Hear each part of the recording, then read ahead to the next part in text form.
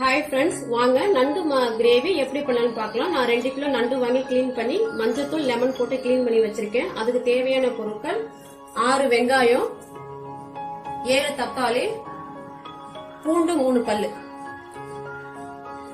நண்டுக்கு சரி மசாலா பண்ணலாம் வாங்க.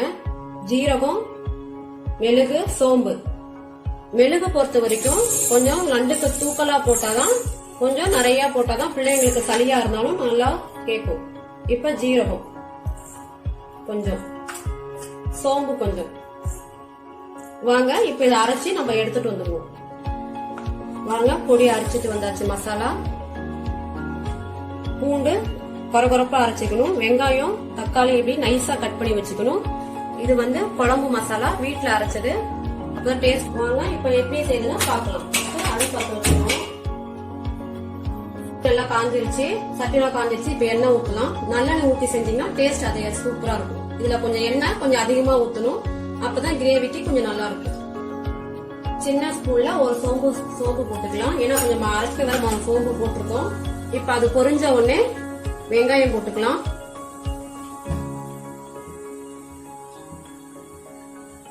சோம்பு நல்லா பொரிஞ்சிருச்சு. இப்ப வெங்காயம் போட்டுக்கலாம்.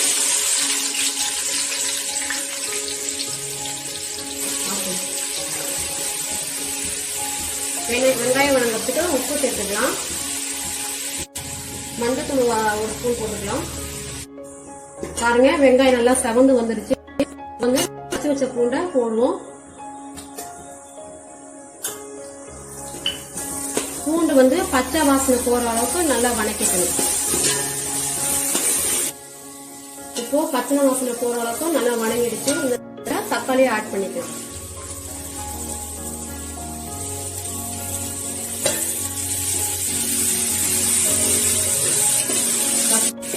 பாருங்க தக்காளி நல்லா வந்துருச்சு. 5 நிமிஷம் ஒரு 7 நிமிஷம் போது தக்காளி நல்லா வதங்க விடணும். அப்ப எண்ணெய் பிரிஞ்சு வந்த உடனே அரைச்சி அப்ப சாம்பார் தூள் ஒரு 2 ஸ்பூன் போட்டுக்கலாம்.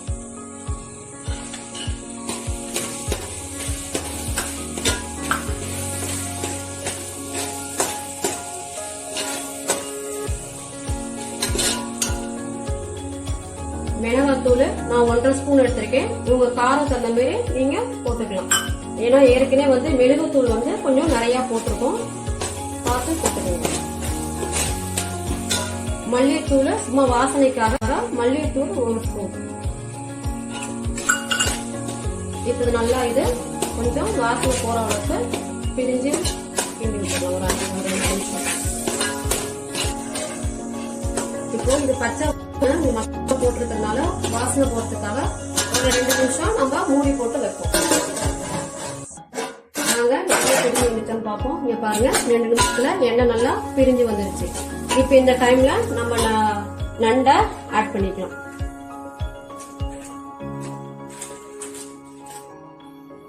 இப்போ நண்டு ஆட் பண்ண பிற்பாடு இந்த மசாலா நண்டுல கலகுற அளவுக்கு நல்லா ஒரு 5 நிமிஷம் நல்லா கிண்டி விடணும். அப்பதான் மசாலா நண்டுல நல்லா பிடிக்கும்.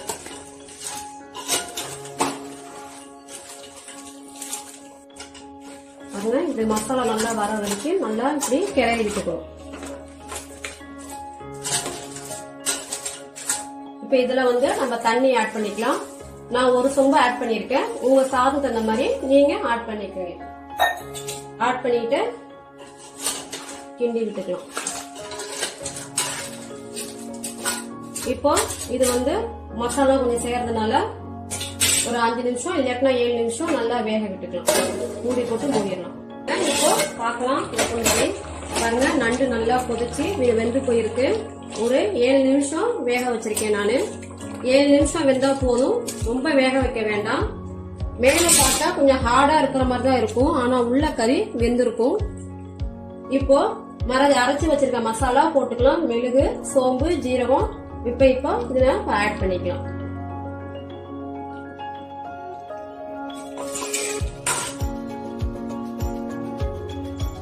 இப்போ கிண்டி விட்டுக்கலாம்.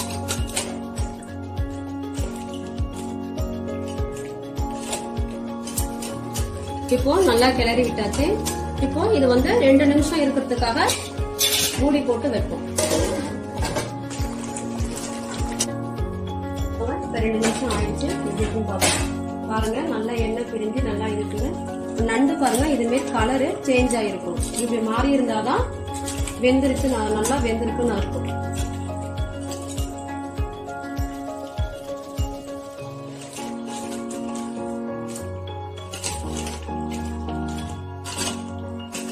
இது நல்லா ஒரு கிண்டு நல்லா கிண்டி விட்டு, இந்த நண்டு வந்து சளி பிடிச்சிருவங்களும் செஞ்சு கொடுத்தீங்களா, நெஞ்சு சளி பிடிச்சிருவங்களும் நல்லா கேட்கும். ட்ரை பண்ணி பாருங்க. மூடி போட்டுருவோம். ஓகே ஃப்ரெண்ட்ஸ், மூடி போட்டு அடுப்பு ஆஃப் பண்ணிருப்போம். பிடிச்சிருந்தா, என் வீடியோ பிடிச்சிருந்தா கண்டிப்பா லைக் பண்ணுங்க, ஷேர் பண்ணுங்க, கமெண்ட் பண்ணுங்க. ஓகே ஃப்ரெண்ட்ஸ், காரசாரமான நண்டு கிரேவி ரெடி. ட்ரை பண்ணி பாருங்க. நெக்ஸ்ட் வீடியோல சந்திப்போம். ஓகே, பாய்.